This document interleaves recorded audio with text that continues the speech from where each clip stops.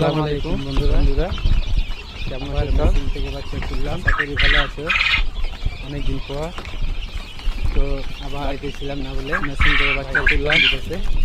অনেকদিন পর বিদেশে বলতে কারণ বাড়িতে ছিলাম না, আমি মিস্ত্রি কাজে, ওই জন্য বেরিয়ে গেল। অনেকদিন পর বাইরে গেছিলাম কাজে, মিস্ত্রি কাজে।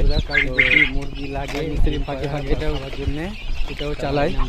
বাচ্চাটা উল্টে তো বন্ধুরা, কে মুরগি খেতে পছন্দ করো, পুষতে পছন্দ করো, আমাকে জানাবে, আমাকে এই নাম্বারে ফোন করবে, তাহলে আমি দিতে পারবো।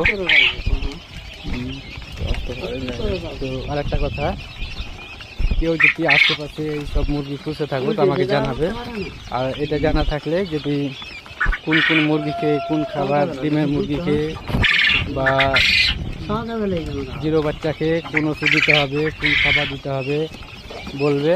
ডিমের মুরগিকে কী খাবার দিতে হবে তাহলে আমার জানা হবে, কিছু দিতে হবে, তাহলে ওদের দেখাশোনা ভালো করতে পারবো।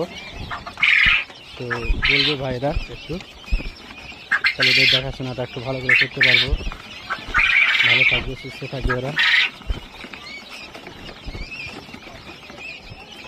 তার একটা কথা বন্ধুরা, নতুন ইউটিউবার বলে অবহেলা করবে না, কারণ মুরগি এইসব প্রচার করার জন্যই নতুন ইউটিউবার হয়েছি।